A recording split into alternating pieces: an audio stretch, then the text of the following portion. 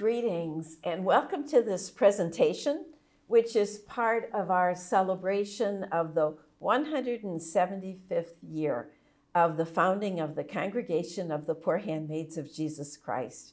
I'm Sister Judith Diltz, and I'm happy to deliver some thoughts this morning. What I will be talking about is holiness, the holiness of our foundress, Katharina Kasper. But what I want to share is the notion that holiness is not a solo journey. We know that Katharina could not have founded the congregation without the support and the assistance of many other people. We know that she shared her humility, her trust, her faith, her care with others, but we know that she received many gifts from others as well. That's what we're going to be talking about this morning. So the title that I've given this presentation is Holiness is Not a Solo Journey. I could also have entitled it Holiness Takes Community and Makes Community.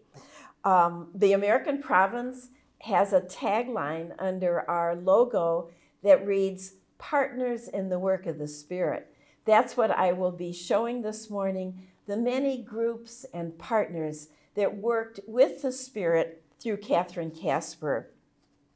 We know that Katharina Kasper was grounded in the Spirit in the Trinity, and the Trinity itself is relational: Father, Son, Spirit, Maker, Lover, Keeper. Those are all relationships. And so Jesus, too, called apostles and disciples. He was aware of the importance of relationship, the importance of community.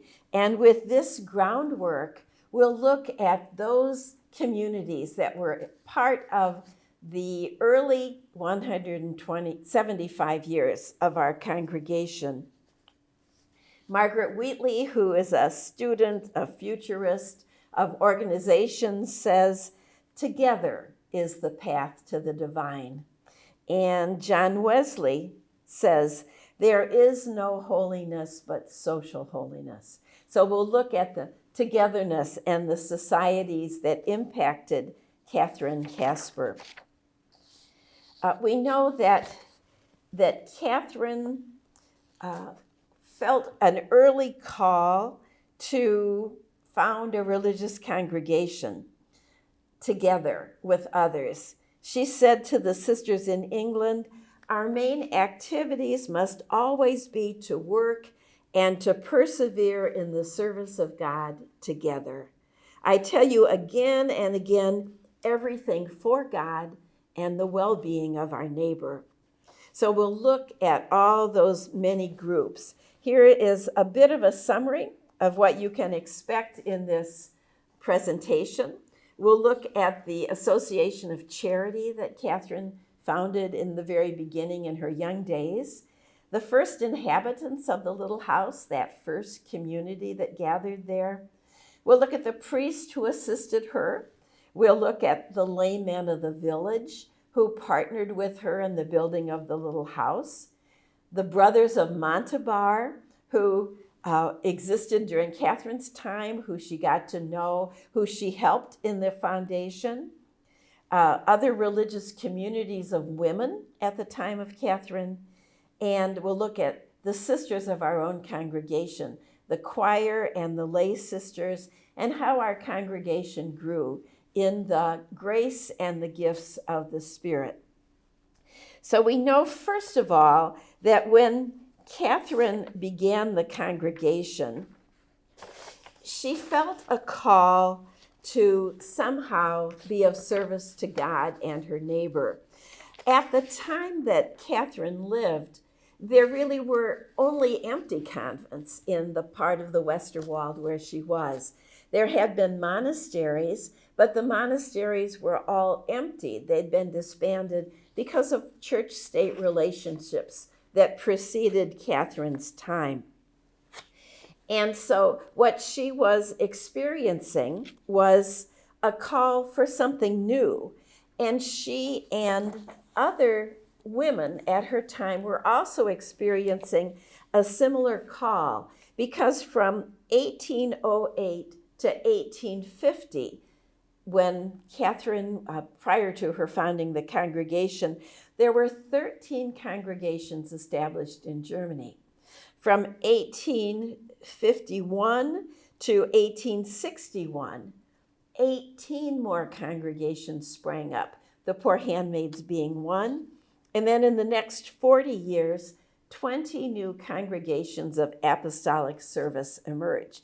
So in Catherine's lifetime alone, 51 different religious congregations responded to the call to bring the gospel to the needs of the day.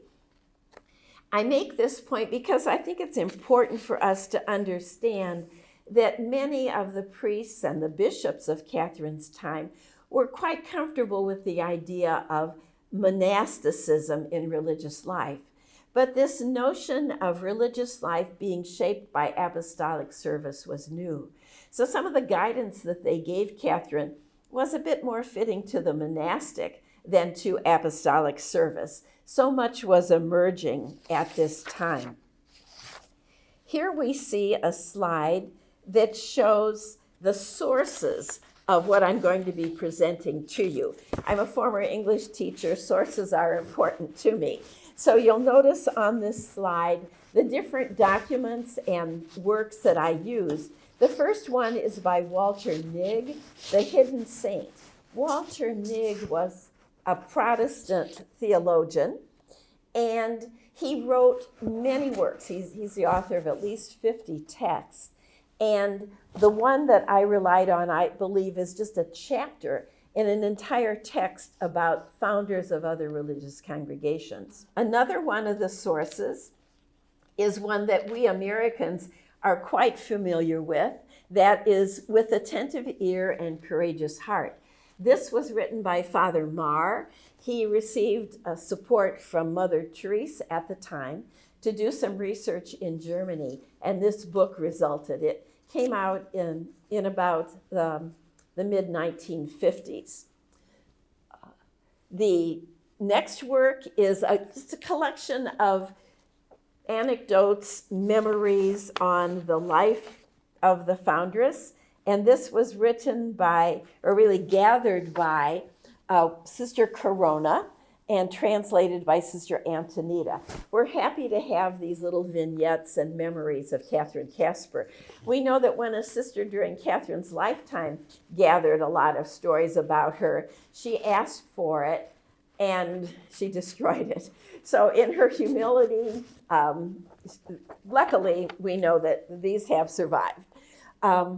There are some handwritten letters that were edited by Sister Gottfriedus and translated by Sister Eliza. These are, this one collection of translations is considered to be quite accurate to the German, and that's why I referenced it. There are some other translations available. Moved by God's Spirit is a wonderful collection of essays written by Sister Gottfriedus. She is a treasure of information regarding Katharina Kasper, and individuals would present questions to her, and she would research the response to these questions through all the letters by Catherine. So we have 3 volumes of wonderful material. I relied on these in several places of my presentation. We also have the work Penniless Millionaire by Father Quart, also a small, slight collection, but full of some wonderful details about Catherine and about the foundation of our congregation. So those are resources that I highly recommend, full of rich detail. What we're going to look at in this presentation are these groups of people who Catherine's life touched. And the first group, the Association of Charity, this is what she herself wrote, and it's quoted in Father Marr's book, With Attentive Ear and Courageous Heart. And she wrote, "Among ourselves, we decided to lead a more perfect life. Each one was to remain in her own family and to practice in the world that religious life which is carried on in convents. On Sundays and holy days of obligation, we often came together and tried to encourage one another in the life and striving. Father Marr adds to this quotation by saying, later, Katharina Kasper is said to have remarked how no one in the group had much knowledge of religious life, and their main goal was caring for neighbor. The spirituality of the group was expressed in the living rosary, with each person saying one decade of the rosary each day.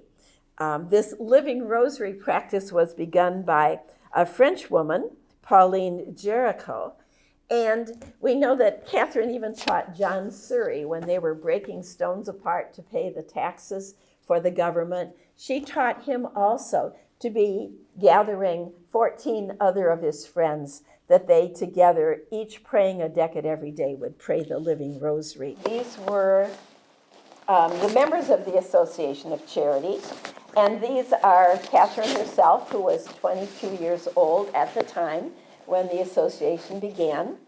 Catherine Marchang, a peer, same age as Catherine, who later married. Mrs. Gertz, who was a widow, had 2 children and a foster child, a strong member of the association and a strong supporter of Catherine her entire life. Anne-Marie Mueller, she was the daughter of the landlord where Catherine and her mother lived. Catherine Schoenberger, who later became a vowed member of the congregation. And then in 1846, several others joined the group. Marie Ritz, Catherine Nedgen, Catherine Mans. And so we see that women from many different backgrounds and experiences joined together in this association of charity.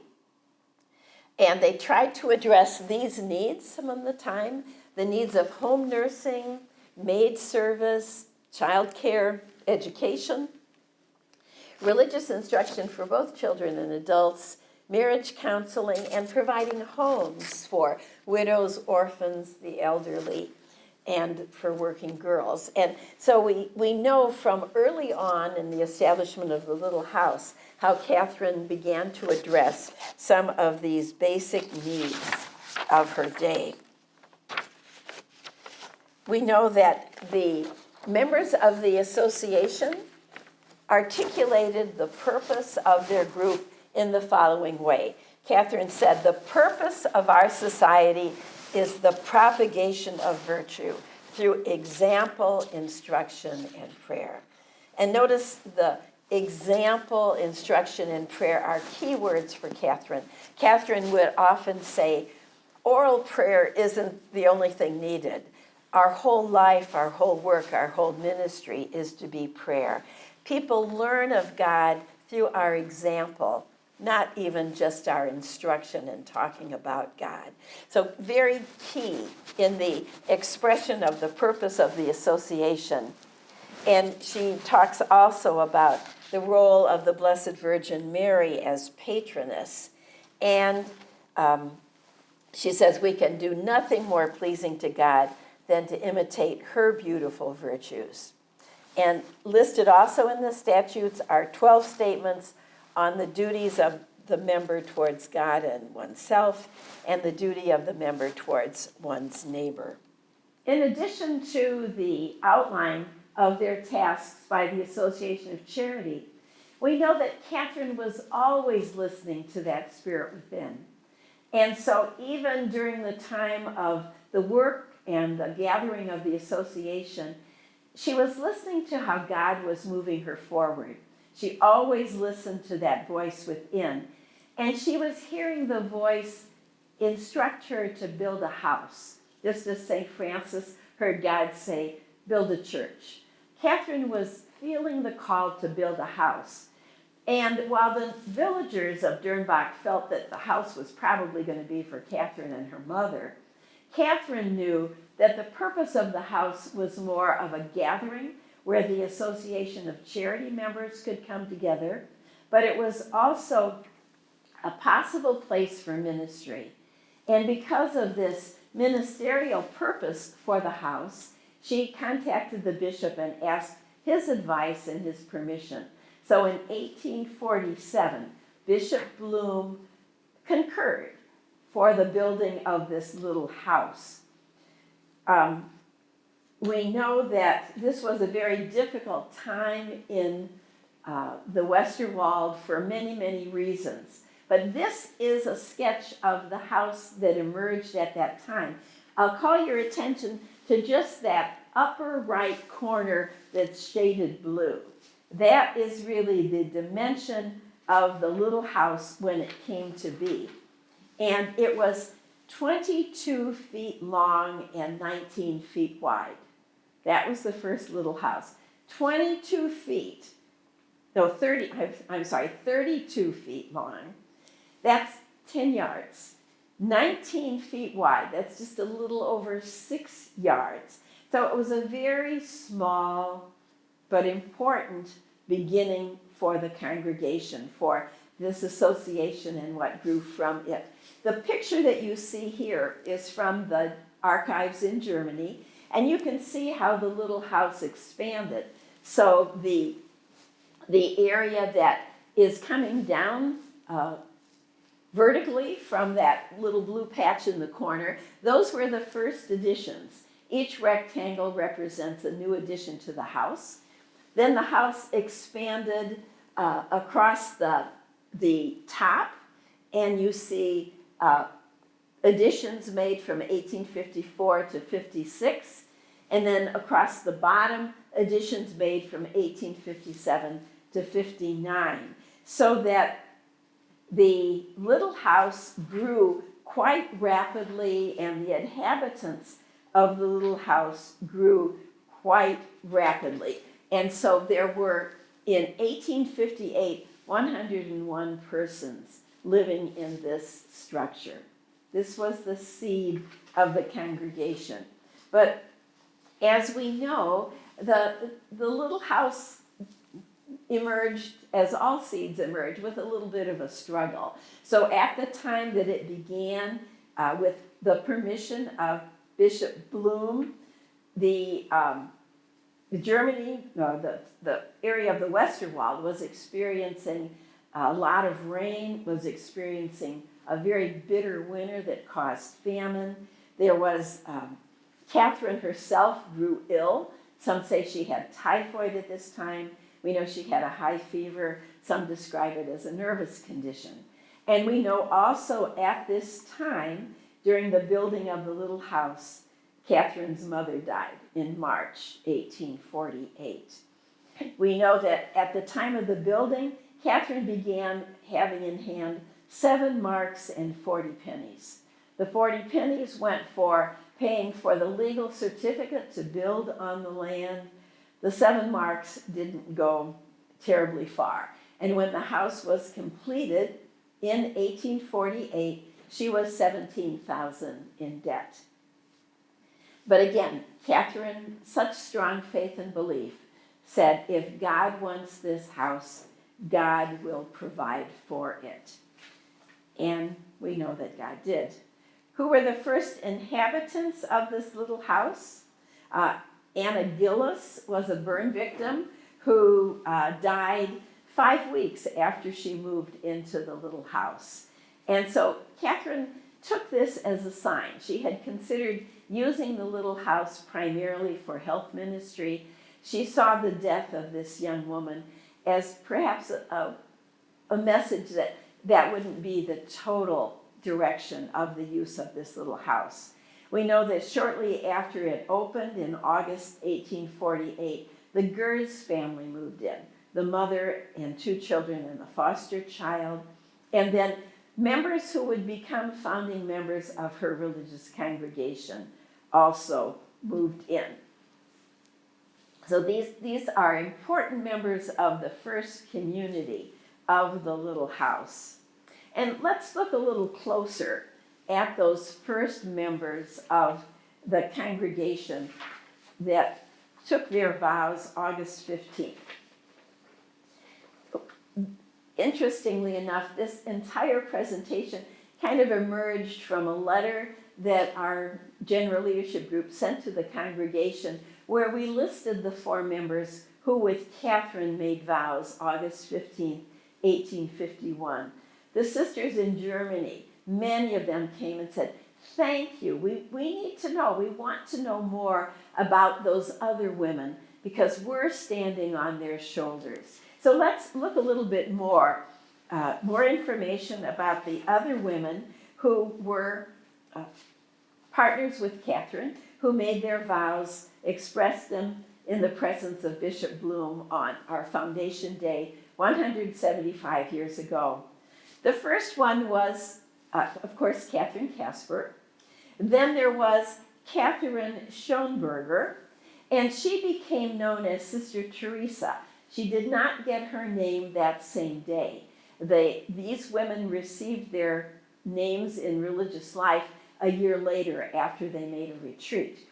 But Catherine Schonberger was known later as Sister Teresa. She was the oldest in the group. She was born in Dernbach, and she was a domestic worker.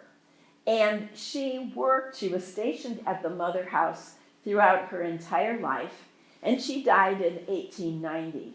She would accompany Katharina Kasper frequently on the visitations that Catherine made throughout the congregation. Catherine tried to visit every convent at least once a year. The third person to make vows on that August 15th day, along with Katharina Kasper and Sister Theresia, was Elizabeth Haas, and she became known as Sister Agnes. We don't know the date of her birth. We do know she was from Heidelberg, and Father Whittier said of her, she was poor but industrious, conscientious, ready to serve and sacrifice. One of her later retreat masters, Father Eichelsbacher, said she was like a diamond in the rough.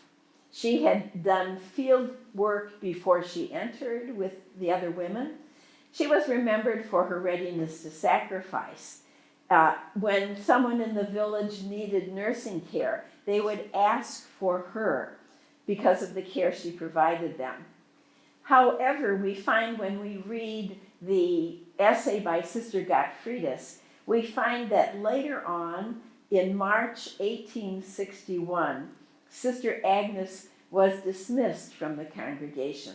We don't know a lot of the details, though we do know that at that time she was described as undisciplined, with a little nastiness in behavior that didn't seem to be changeable. So the next sister we'd like to focus on is Anna Maria Mueller, and she became Sister Elizabeth. She was a woman from Dernbach itself, and again was known for her readiness to sacrifice, for her purity of heart. She was the first of this early group to die. She died in 1865, 14 years after the foundation, and she died of heart problems.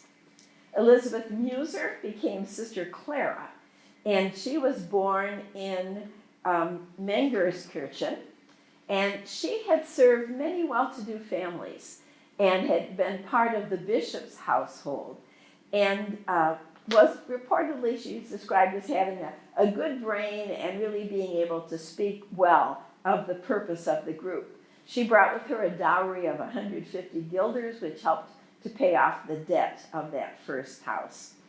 Sister Clara died of cancer in 1875, shortly after making her vows. And again, this is a point of confusion that we're not so clear on.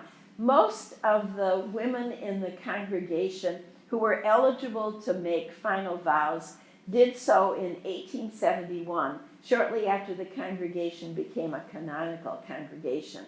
Why Elizabeth, Sister Clara, didn't make her vows at that time, but made them shortly before her death in 1875, that's an unanswered question that we have.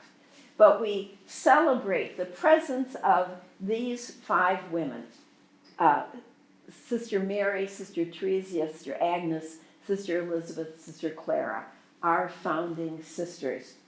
We know on the day when they made those vows, they were escorted to Virgas by many, many villagers. We know that they made their vows either in the the sacristy of the parish church in Virgus or in the priest's rectory. There's a little disagreement as to the location of making their vows. We do know that Bishop Bloom addressed the entire villagers that day, speaking of the way that God was working among these women, and particularly working with Katharina Kasper.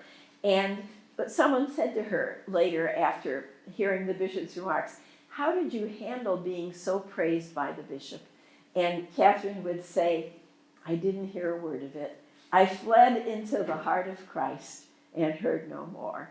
Such was her humility. Such was her sense of God working in her.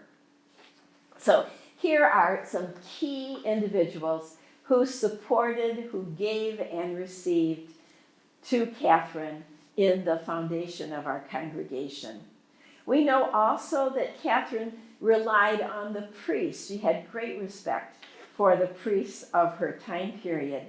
And Father Marr, in his book With Attentive Ear and Courageous Heart, has a lot to say about the priests. He himself was a priest. But he begins his introduction by saying, I think rather humorously, they addressed Katharine with priestly politeness and clerical coolness. They were a little skeptical, each of them initially testing her to really see, is this woman of God?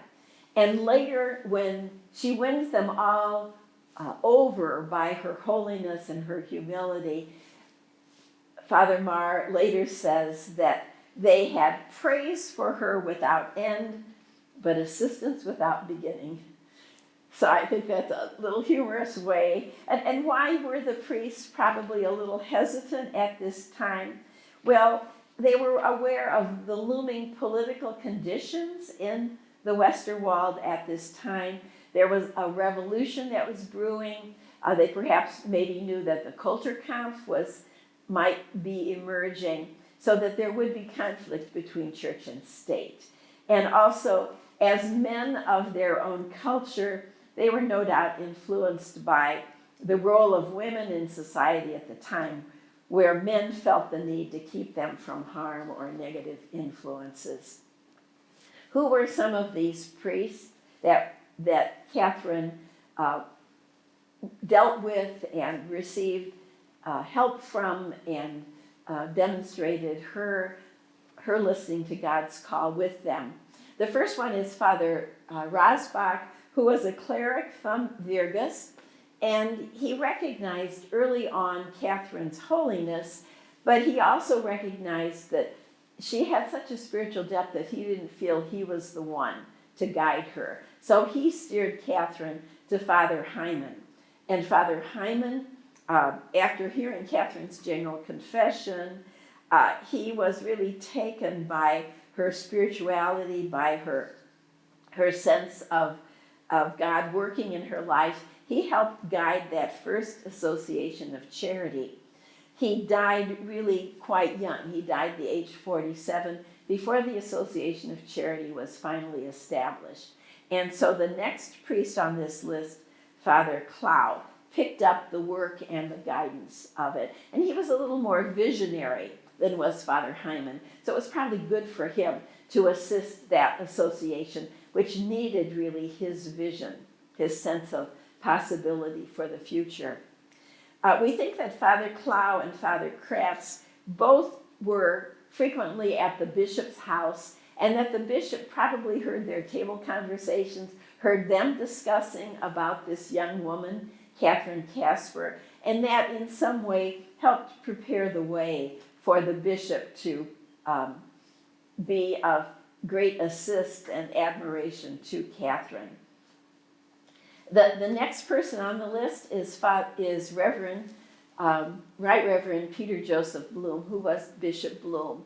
He was the Episcopal leader, the counselor, the spiritual director. There's much we can say about him, but I think we can't ignore the great impact he had on Katharine and the mutual way that they assisted each other. A lot of mutual sharing through spiritual direction among these two, and Katharine looked to the bishop for much advice.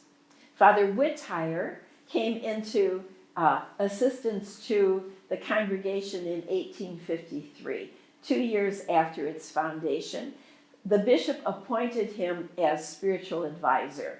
And so what I'd like to show you here is the tombstone for Father Whittire, because I think this helps us understand the relationship between Father Whittire and our congregation. The tombstone reads, "Here rests in God the spiritual counselor and episcopal commissary, John James Whittire."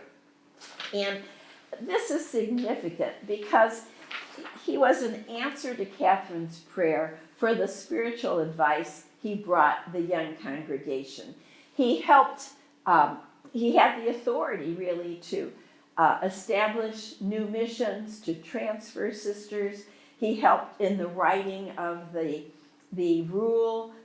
He helped name the saints of the congregation. He was very, very instrumental as the commissary to the congregation. But this role really dramatically changed in 1870. In 1870, when the constitutions were approved by Rome, in those constitutions, Bishop Bloom had written that the authority for the congregation would be with the bishop and with the person, the priest, chaplain, commissary appointed by the bishop. But Rome changed that. Rome indicated that with a canonical congregation, that authority resides in the general superior, and that's canon law to this day. Sister Gottfriedus gives us some insight by saying that neither the bishop or Father Whittire really understood how deeply this change affected them and touched on the right and the authority of the general superior, the bishop, and the chaplain. And so we know that there was tension. Sister Gottfriedus says that it was hardly visible outside the congregation, but it was present inside. And much of the tension between Father Whittire and Katharina Kasper became evident when the letters that were read and studied as part of the beatification process were opened and revealed. So that's how we really know that there was quite a little bit of tension. Bishop Bloom adjusted quite well to the change in authority, but Father Whittire had a more difficult time adjusting to the fact that Catherine was now the general superior and more central to the authority in the congregation. So we see a list of many holy priests who contributed to the shaping and the foundation of our congregation. And we must mention that even to this day, many holy priests are really important to our congregation. The bishop in Limburg, Bishop Georg Botzing, his auxiliary, Dr. Thomas Luhr, and the priests around the area of the Westerwald, Father Flagman, Father Karbach, and the new pastor in Virgus, Father Fuchs. They too are wonderfully supportive of the Poor Handmaid congregation today. In addition to the priests who helped in the foundation, we have a list here of many laymen, and you've heard many of their names already. John Siri helped build a little house, helped Catherine when she was paying off the family taxes. Christian Paulus, again, a wonderful friend to Catherine, an early builder of that first little house. Later he became the mayor in Dernbach. Mr. Sable was a carpenter, very patiently waited for the money that Catherine owed him. Mr. Kissel, who was in charge of the land office in Montebar, he befriended Catherine and made all those additions to the little house much more possible. We had the farmhand Matthias Negman, Conrad Heller, who loaned money without interest, who also lived in the farmhouse by the little house. William Schwartz, who was a teacher who served the boys in the school that was part of the Little House community. So we appreciate the way that the giving and the receiving of these men in Catherine's life and in the life of our early congregation. Some of these men became Brothers of Mercy, so that the Brothers of Mercy of Montebar share much of our spirituality and are still very close to the poor handmaids today. And here we have listed the names of the first Brothers of Mercy. And you know that Bishop Bloom sent them to Father Whittire to be their first spiritual director. And so sometimes the Brothers of Mercy are also called the Brothers of Dernbach because of their formation in Dernbach. And again, that relationship continues to this day, so that when we have a celebration in Dernbach, Feast Day, Foundation Day, there are 3 brothers who join the sisters in Dernbach. And it's very mutual caring, because when we have a sister who needs to live in Montebar for a short period of time, maybe for a piece of her nursing program or for an internship, she will stay with the Brothers of Montebar, very warmly welcomed by them. Another group that I don't think we hear about too often, and this is the group of other religious that were forming in Germany at the same time that the Poor Handmaid congregation was in formation. And the first 3 listed here, Mother Clara Fay, she was the founder of the Sisters of the Poor Child of Jesus in Aachen. Mother Frances Chervier, founder in Aachen also of the Sisters of the Poor of St. Francis. And Mother Pauline van Malenkroot, founder of the Sisters of Christian Charity in Paderborn. The difference of the foundation of these 3 congregations and the Poor Handmaid Foundation is these 3 women came from very wealthy, politically connected families. So their foundation took on a very different path than our foundation, where there was a lot of debt financially and much more dependence on benefactors. The other religious congregations in the area, they would often collaborate with Katharina Kasper. The Alexian brothers were in Cologne and Trier, and Catherine would write them, the Alexian brothers especially, during the Kulturkampf, when Catherine was not able to accept any new members in the congregation, and she wrote to them for some advice. They had permission from their bishops to write to the government and ask for an exception, and they received exceptions to welcome new members. Catherine wrote Bishop Bloom. She told him that. She even sent him some of the letters from these other congregations.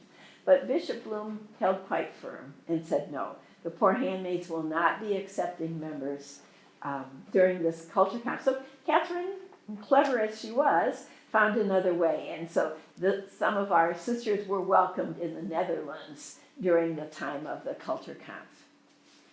But I think it's important for us to realize how many religious groups were emerging at the same time that our religious congregation was emerging. I'd like to talk now a little bit more about the sisters in our congregation and the support, the giving and the receiving that came from the sisters here. And at the early days of our congregation, Bishop Bloom encouraged Catherine to have 2 different ranks of sisters, lay sisters and choir sisters. And those women who had been widowed were generally accepted as lay sisters. Also, lay sisters, you see from this list here, they had less education in their background. They came from more modest families. The work that they did was more in the housekeeping, laundry, gardening, support. And because they worked in these areas, which were kind of isolated areas, they worked kind of by themselves during the day, Catherine saw them as a very kind of contemplative dimension of the congregation, and she would say, while their hands work, their souls will be with God.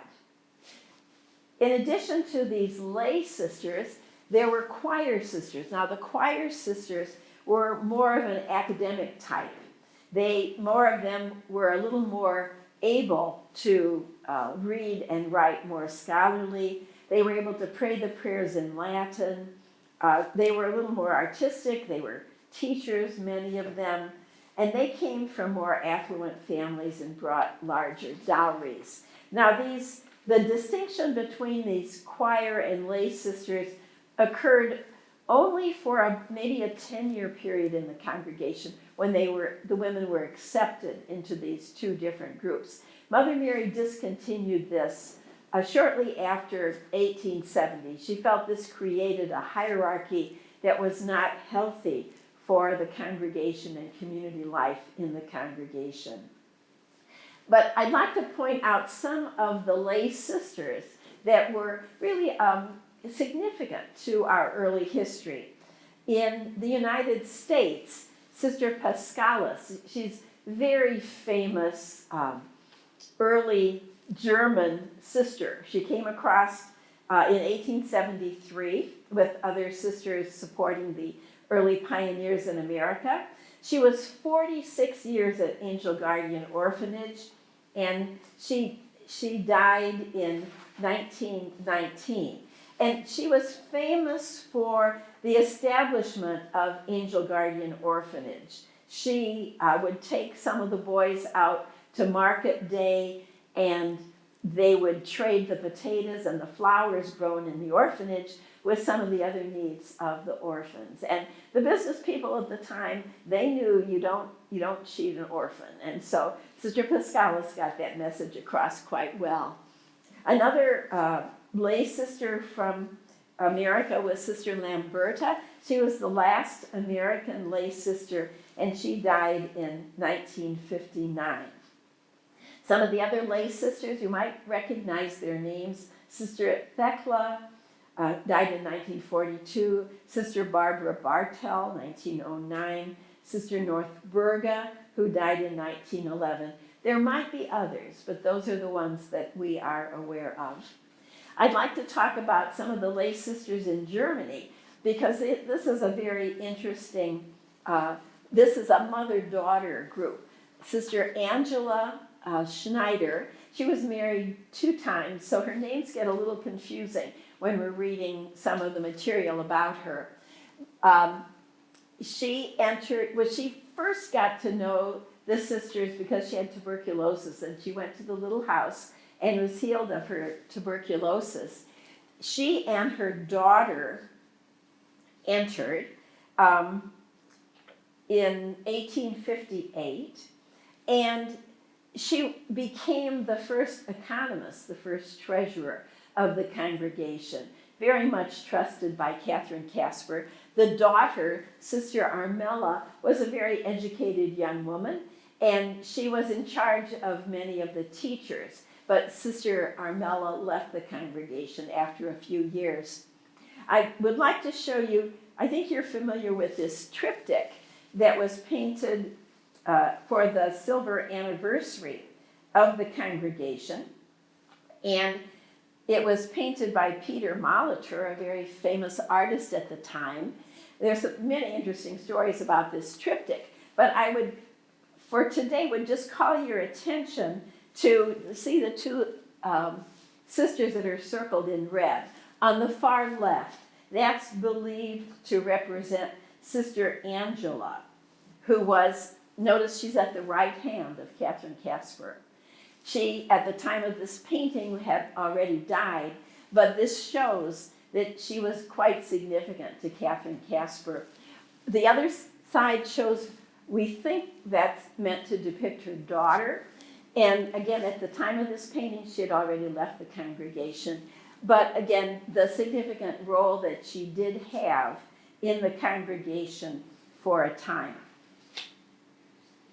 We don't know really the identity of the other sisters in this triptych, but we appreciate its rich symbolism and how it captures the first 25 significant years of our congregation history. In addition to the groups that we've already focused on, there were many benefactors that really were key in the foundation of the congregation. There were many partners in the work of the Spirit for Catherine in those early days. The villagers of Dernbach, and they continue to support the congregation today. Monthly, we have a Eucharist in celebration of Saint Katharina. The church is packed. The villagers really support, honor, pray for, and with her. We see Mr. and Mrs. Kirsch, Frau and Herr Kirsch, and they at one time offered to officially adopt Katharina when Catherine's mother died. She did not go that direction, but they remained very close, and they gave Catherine all their wealth, which was considerable, in exchange that she would take them into the little house until their death. And so she and the sisters of the little house took care of Herr Kirsch for 2 years, and Frau Kirsch lived another 18 years. So they were quite supportive of the congregation. We know many of the dukes, duchesses, royalty that continued to be present in this area of Germany would ask Katharina Kasper to send sisters to support the poor in their area. They helped in many ways. And in the Netherlands, Countess Elvira de Marchant, she made a building, she built a convent and asked for the sisters to come and to take care of the poor and the sick in her area. And she's considered really key in the foundation of our unit in the Netherlands. Her picture hangs this day in the convent in Geleen. And there were many, many other benefactors to the poor handmaids. So while we credit Catherine herself would be very quick to credit many others in the foundation's growth. And here's a picture. This is taken again from our archives. It accompanied an article written by Sister Julia Dillman. And I include this in here just to show you the rapid growth, how the Spirit really called new members to the congregation. So we see 1851, 5 members. At the time of Katharina Kasper's death, it's listed here as 1900, but at the time of Catherine's death, there were 1,898 sisters in the congregation. In 1938, shown here, this was probably the high point of population for our congregation, and at that time, there were 4,556 sisters.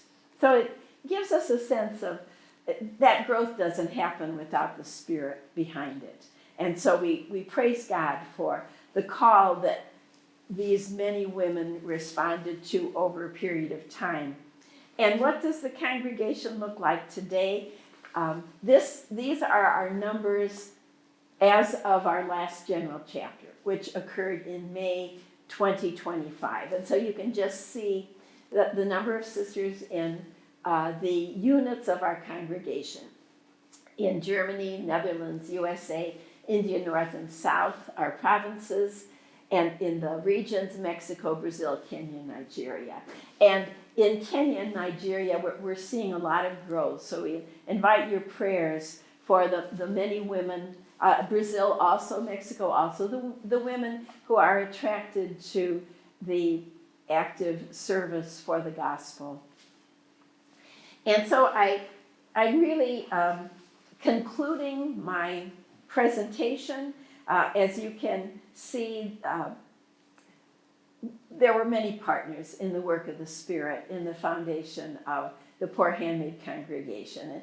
And Catherine, in her humility, would be one certainly crediting others who worked with her in the development of our Poor Handmaid congregation. She would frequently say, I didn't want the congregation, God did.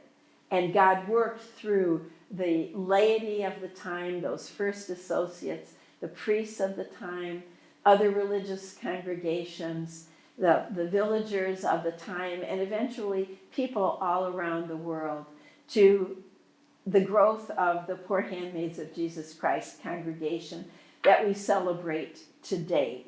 And we believe that there have been about 8,000 women, living and deceased, who have called themselves Poor Handmaids of Jesus Christ, walking both in the footsteps of Katharina Kasper and as handmaids of the Lord. And so I just invite us all to consider, what examples of holiness do we observe, not just in Katharina Kasper, but in those that work together with her. Or as Margaret Wheatley said, together is the path to the divine. And how do we see this togetherness in the life of Katharina Kasper and in the partnerships that contributed to the growth of our congregation? So it's been my delight to kind of challenge you with these questions and to share with you, rearranging perhaps some information that you already knew, but information about the partners in the work of the Spirit in the growth of the Poor Handmaid congregation. Thank you for listening.